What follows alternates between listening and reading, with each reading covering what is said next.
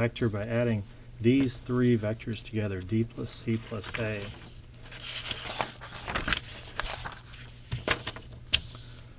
So I'm going to do their x and y components,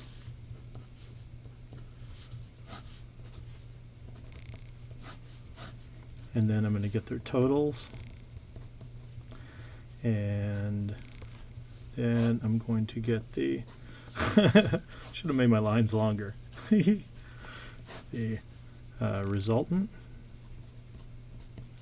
the magnitude, and the resultant direction.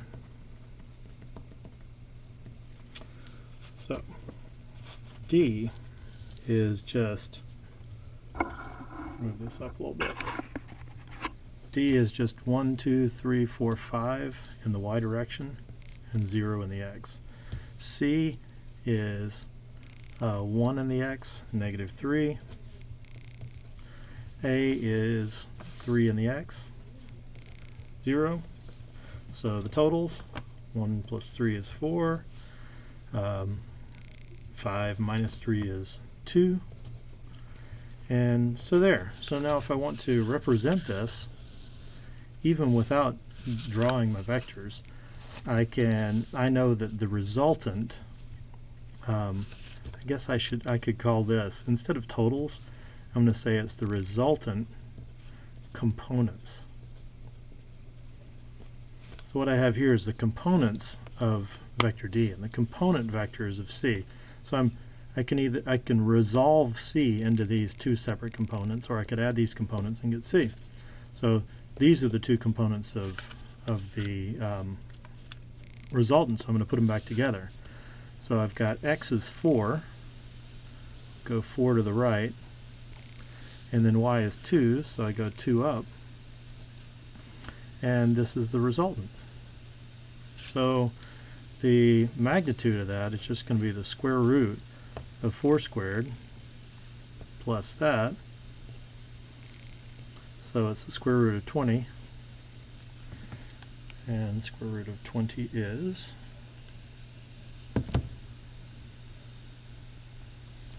4.5-ish. So I realize I don't need this now because I'm putting this back together. And then the direction, I want this angle right here. It's going to be, I'm skipping a step now. It's just going to be the inverse tangent of 2 over 4, because the tangent of this angle is 2 over 4. So if I take the inverse tangent of that, then I get the angle. I'll say theta, if I call this theta, is tangent of 1/2, or inverse tangent of 1/2, 0.5, inverse tangent, 26.5 degrees. So 26.5 degrees above, so this would be positive x, and I'm swinging this way above positive x.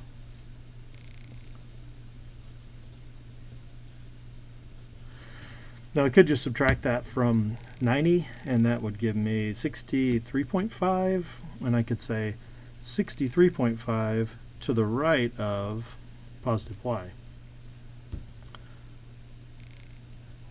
Yeah. Well, that wasn't too bad. These are actually easy when you do them like that. So the answers I can write down later. Find the resultant vectors for the additions of E plus H, C plus F, and E, H, and G. Maybe I'll write these down. E plus H, C plus F, E plus H plus G.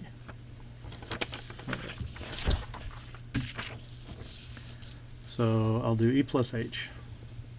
So E, the x component, y component. E, the x component is negative 3, y is negative 4. H, the x component is negative 5, and the y is positive 3. So these will be the components of the resultant. Resultant components. -3 plus -5 is -8. -4 plus 3 is -1. So that's my resultant. And if I want to draw that, I just need to create something with an x component of -8 and a y component of 1. So there's my resultant. Now if I want the magnitude of that, I just need to take the square root of the sum of those squared. So the square root of 1 squared plus 64 equals square root of 65, which is going to be really close to 8.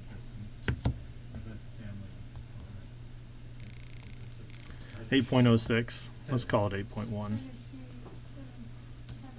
So the magnitude of the resultant, I'm going to write R magnitude, is 8.1. And then the direction, R direction, want this angle, so that's going to be tangent inverse of 1/8. Be a small angle. So 1/8. Second still, I'm on that inverse tangent, 7.12 degrees. Don't have to worry about significant figures in this class. And that's 7.1 degrees above -y. I could say it's 82.9 degrees to the left of positive y. Sorry, the answer is 7.1 degrees above -x. I have a little problem getting x and y confused. It's very unfortunate, but if you catch me, I'm sorry. Well, if you catch me, that's good, but I'm sorry I do it.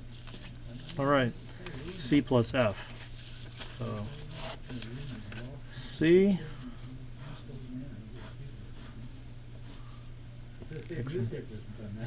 F, C is +1 for x, -3 for y. F is +4 for x, +1 for y. Add them all up. This will give me the R components. So I get 5 and -2. And now use Pythagorean Theorem. Actually, I'll draw it. So just to show what it looks like, the x component is 5. So I'll go over here 5. And then y is -2. So I go down 2. So that's what my resultant looks like. So square root of 25 plus 4 .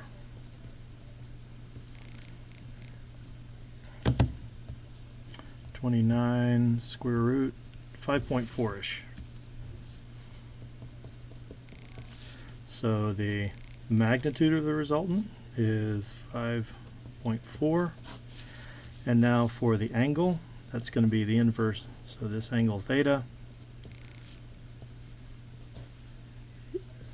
Theta equals the inverse tangent of 2/5. Or 0.4, but I'll just get my 0.4 that way. And I've hit second, inverse tangent, 21.8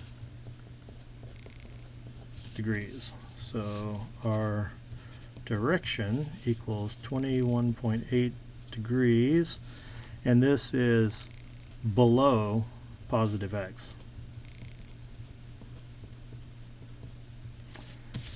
All right, last one. E plus H plus G. I'm running out of paper. Oh, got an extra space right here.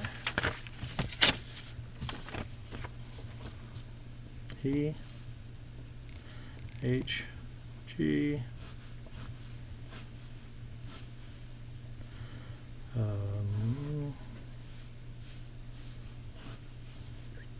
Finally getting a little organized here. This is going to be x, y. So E, -3 is x, negative 4 is y. 3 to the left, 4 down. H, negative 5 is x, positive 3 is y.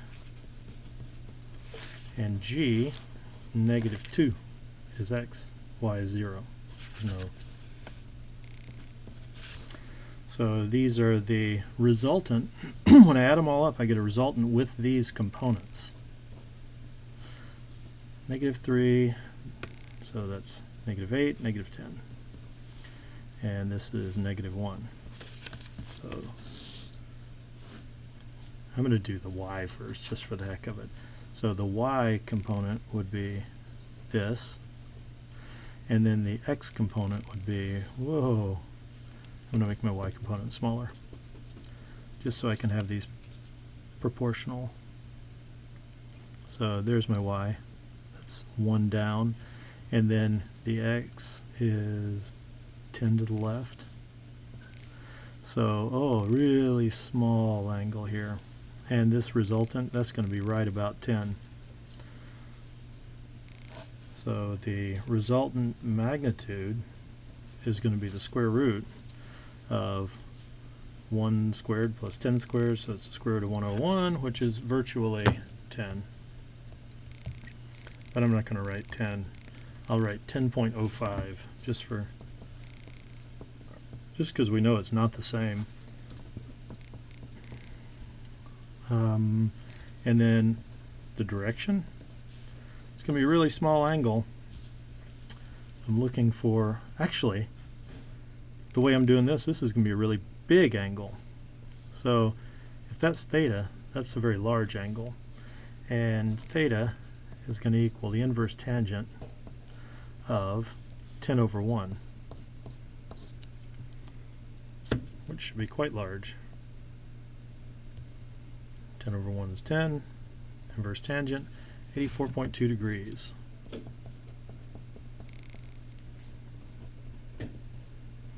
And 84.2 degrees in which direction? Well, that would be, I would start from negative y and swing this way. So I'm going to call it left of negative